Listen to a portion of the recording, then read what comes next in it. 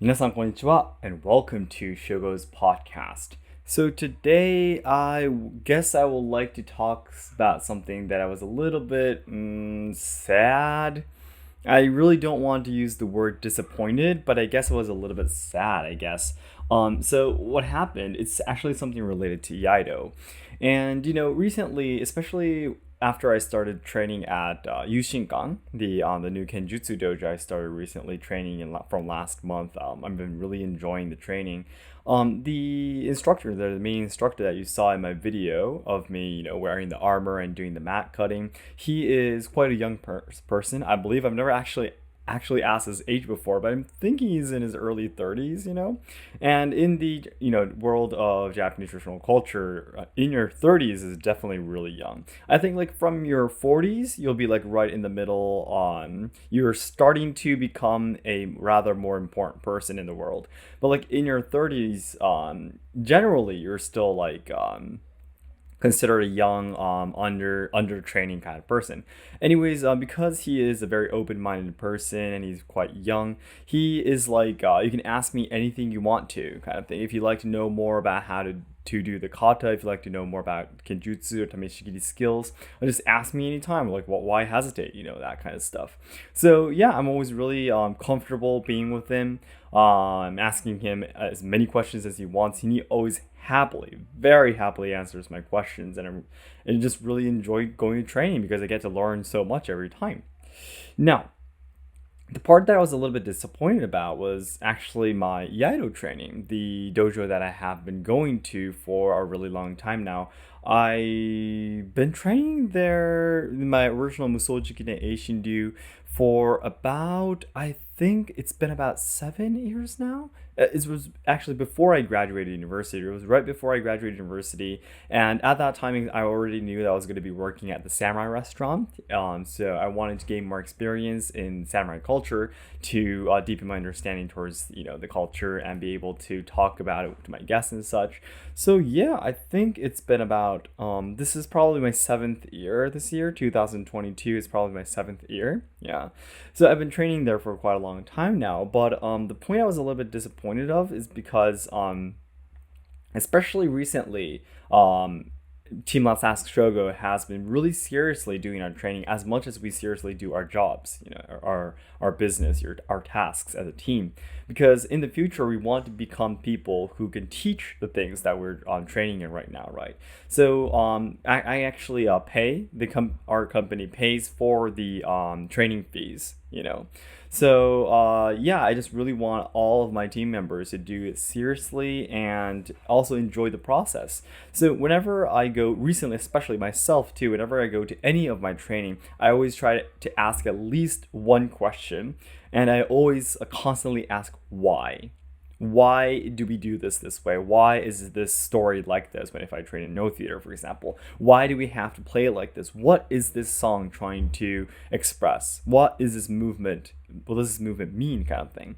And of course, all of my instructors are always happy to tell me. And many of the instructors in Japan today are really afraid that if they go in and try to explain too much, it'll overwhelm their students. And because there's not a very big population of young people in Japan anymore, they don't want them to quit. So a lot of the instructors I personally feel training in 5 different things at the same time are really gentle and not that strict. But yeah, so I always try to lean forward as much as possible, ask as many questions and such. And yeah, so I wanted to start doing that in my Yaido training too.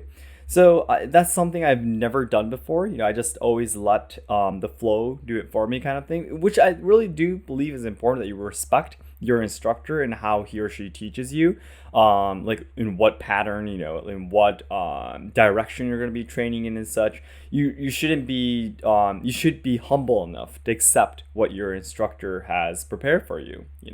But one thing that made me really sad is that I asked my instructor in my last training that I really want to start training a little bit more in Koryu in Yaido kata. So for those of you who don't know what Koryu is, basically please understand that Yaido, the katana martial art, has a lot of different Yuha styles. And there's different schools basically. And I belong to the Musoji Eishin-ryu, right? Yeah. So Koryu is a type of kata that are unique to each ryuha style. Koryu is a type of kata that are unique to each ryuha style. Okay, and people who train in Iaido, in most cases, the Ryuha style belongs to the All Japan Kendo Federation Iaido Club, and the Iaido Club has the 12 standard kata that all people of different Ryuha train together in. Yeah, so basically, when different Ryuha train together, when we take tests, for example, when we compete with each other. Of course, sometimes we do koryu too, but most cases, especially if you're in a lower dan rank, you would do the standard kata to compete with each other. And the standard kata, basically the 12 standard kata, was created so that different Ryuha styles can come together, train together, and communicate, what should I say, interact with each other and such. So I think that concept itself is great. But at the same time, if you only practice the 12 standard kata, you're basically just practicing the kata that was created for communication with other Ryuha styles. And basically, the true purpose should be. Now, this is something that, of course, I believe in too, and a lot of people in the higher dan ranks talk about this too. But it should be about learning the koryu, which is the original kata in your style, because you belong to that style, right? It's really really hard to explain, but what should I say? It's like, for example, there's this sport that has like different ways of playing it, and because there's different ways of playing it, there was some set rules to for all of the other people to practice together. But now that has become the purpose of training, and everyone's just practicing and no one's doing the real game anymore, kind of thing. Yeah. So yeah, it's really convenient that there's these 12 standard kata for you to get to the next rank, or achieve the dan ranks and everything, and being able to compete with each other. But that's just, what should I say? Just one side of Iaido. And koryu should be the real purpose of why we're training in Iaido in that specific style. But the thing is, I went to my instructor the other day after our training, after a 2-hour session. I went to him, is it okay if you could teach me one koryu every lesson? It could be after the lesson. We could do a full lesson of what he wants to do. And even after that, if it's okay with your time, it'd be great if you can teach me a koryu, because I hardly have been taught koryu, and I've been training for 7 years now.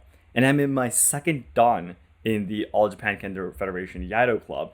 It is about time that I at least memorize the basic kata in my own style. And I thought he would say yes. I mean, to be honest, it is about time that I do it. Otherwise, it's impossible for me to say that I belong to the Musoji Eishin-ryu style, because I don't know any of my actual original kata of my own style, right? And as you can imagine, the sad thing is that he said, well, you really need to understand the basics of the 12 standard kata in order to move on to koryu. Yeah, he was like, okay, well, we could do it. Yeah, well, I don't want you to I don't want you to mix the two kata. Koryu and this 12 standard kata, sometimes the movements are quite similar. So it does get really easy to get all mixed up and such. But yeah, that's what he said, And I was really, really sad about it, because I was talking, if you guys remember, I did a Voices from Japan series with Waragiri Batosai-san. He is in the 6th dan, which is a really, really high dan in the All Japan Kendo Federation Iaido Club. So he, of course, does the 12 standard kata. He has been many times representative of his prefecture in taking part in the competitions to do the 12 standard kata. But he was saying, too, it's really sad looking at the world of Iaido today that a lot of people, the training in the 12 standard kata has now become the purpose of Iaido itself, although it was one of the options for everyone to get along and work together.